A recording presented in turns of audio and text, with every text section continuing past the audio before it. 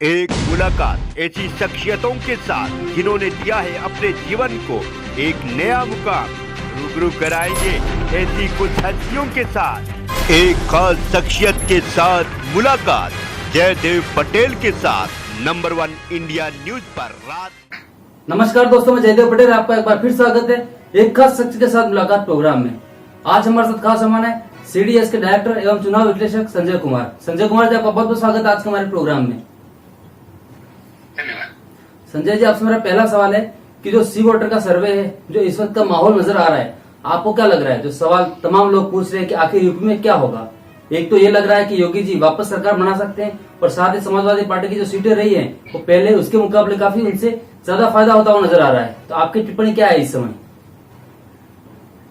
जो सी वोटर का सर्वे है, मुझे लगता है हकीकत के काफी करीब दिखाई पड़ती है, लेकिन वो स्थिति आज की स्थिति बताता है।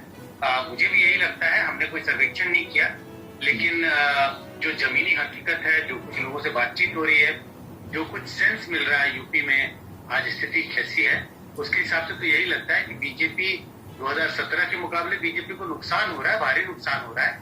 लेकिन इस नुकसान के बावजूद बीजेपी समाजवादी पार्टी पर बढ़त बनाएगी। अगर दूसरी ओर देखें, समाजवादी पार्टी की बात करें तो 2017 के विधानसभा चुनाव की तुलना में समाजवादी पार्टी को बढ़त है, लेकिन वो बढ़त इतनी नहीं है कि वो बीजेपी के आगे निकल जाए। तो मुकाबला हो रहा है समाजवादी पार्टी एक और अपने गठबंधन सहयोगियों के साथ और दूसरी ओर बीजेपी अपने गठबंधन के साथ। तो मुकाबला दो पार्टियों के बीच है, दो गठबंधनों के बीच है। और ऐसी स्थिति में आज की स्थिति मुझे दिखाई पड़ती है कि बीजेपी कुछ कदम आगे है समाजवादी पार्टी से। संजय जी, आपका लग रहा है कि कांग्रेस क्यों कहीं नजर नहीं आ रही है?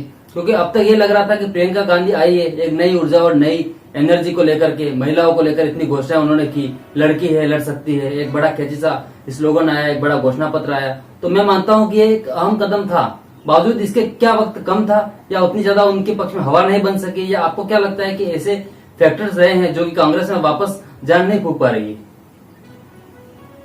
आपने ठीक कहा। मैं भी मानता हूं कि ये जो स्लोगन्स थे बड़े कैची स्लोगन्स हैं। लड़की हूँ, लड़ सकती हूँ।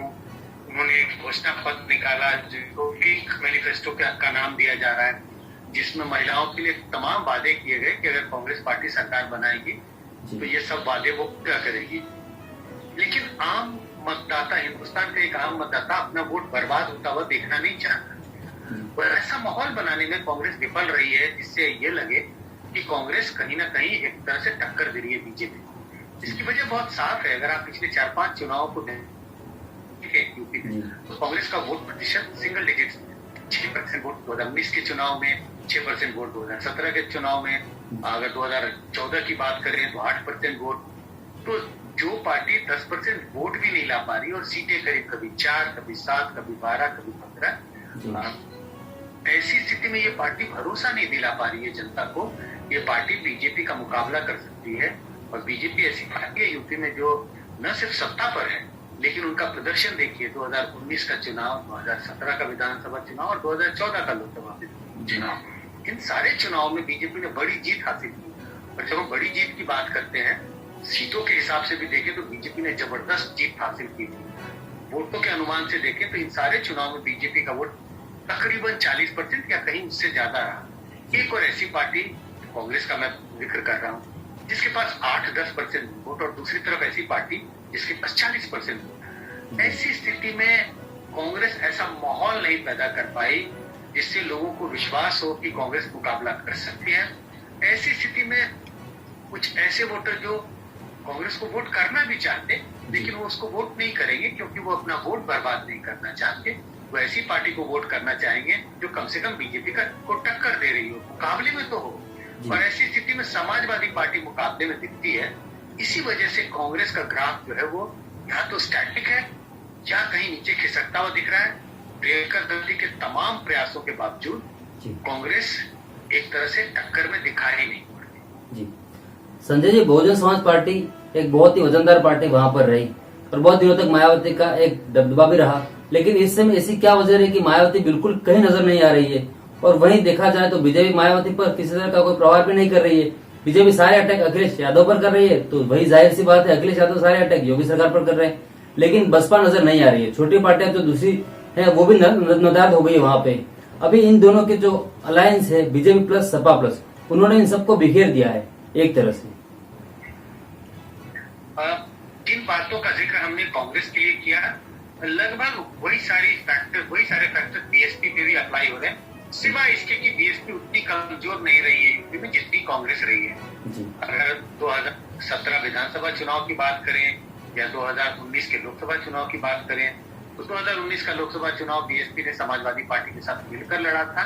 हालांकि प्रदर्शन बहुत अच्छा नहीं रहा, बीएसपी 10 सीटें जीत पाए, तकरीबन 22-23% उनके पास वोट था।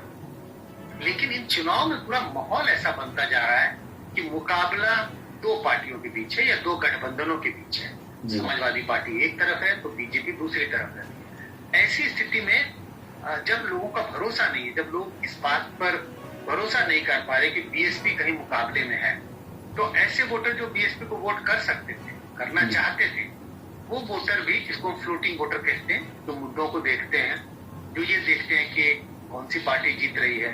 और तमाम देश में अलग अलग राज्यों में अगर हम देखें, कुछ वोटर होते हैं, 8-10% ऐसे वोटर होते हैं जिनको हम स्विंग वोटर कहते हैं, और जो वो ये देख के मन बनाते हैं कि भाई जीत किसकी होने वाली है, कौन सी पार्टी टक्कर में है, तो अपना वोट वो धीरे से शिफ्ट कर देते हैं जीतने वाली पार्टी की तरफ, क्योंकि वो नहीं चाहते कि वोट उनका बर्बाद हो, कम से कम उनका वोट जाया नहीं होना चाहिए।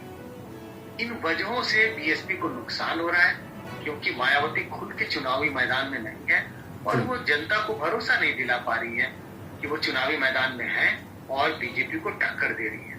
इन वजहों से बीएसपी को भी उसी तरह का नुकसान, बीएसपी के भी नुकसान होने की गुंजाइश है, जैसा हमें कांग्रेस के लिए उम्मीद हो रही है। जी संजय जी, आपसे मेरा एक क्लोजिंग क्वेश्चन है कि जिस तरह की तस्वीर यूपी से उभरी है और समाजवादी पार्टी को जो बढ़त मिलती हुई नजर आ रही है 2017 के मुकाबले, और जिस तरह की स्थिति आपको नजर आ रही है कि बीएसपी और कांग्रेस कहीं नहीं दिख रही है और समाजवादी पार्टी का जो अलायंस है उसका सीधा टक्कर एक तरह से भाजपा के अलायंस से है, तो समाजवादी पार्टी की इस बढ़त के पीछे आपको क्या वजह लग रही है? क्या योगी जी की पॉपुलैरिटी में कोई कमी आई है? किस तरह की सिचुएशन आपको उत्तर प्रदेश में नजर आ रही है? निश्चित रूप से 2017 के मुकाबले अगर हम बीजेपी का आकलन करें तो बीजेपी पार्टी और चीफ मिनिस्टर योगी की पॉपुलैरिटी में तो गिरावट जरूर दिखाई पड़ती है। यही वजह है कि समाजवादी पार्टी का ग्राफ ऊपर जा रहा है। अगर आप सी वोटर के सर्वेक्षणों की बात करें, उन्होंने कई सर्वेक्षण किए हैं पिछले महीने 2 महीने में, लगातार समाजवादी पार्टी का ग्राफ ऊपर जा रहा है और बीजेपी का ग्राफ नीचे गिरता जा रहा है। लेकिन पिछले 1-2 सर्वे से लगभग स्टेबल हो गया है। तो बीजेपी के खिलाफ, बीजेपी सरकार के खिलाफ जो नाराजगी है, चाहे वो कोविड की वजह से हो, बेरोजगारी की वजह से हो, महंगाई हो, और पश्चिमी उत्तर प्रदेश में तो हम सब ने देखा किसानों का आंदोलन 1 साल से भी ऊपर चला। किसानों की नाराजगी है, जाट मतदाताओं की नाराजगी है। इन सब का मिला जुला असर ये है कि बीजेपी का वोट प्रतिशत गिरता हुआ दिखता है। कम से कम सर्वेक्षण के आंकड़े ये बताते हैं।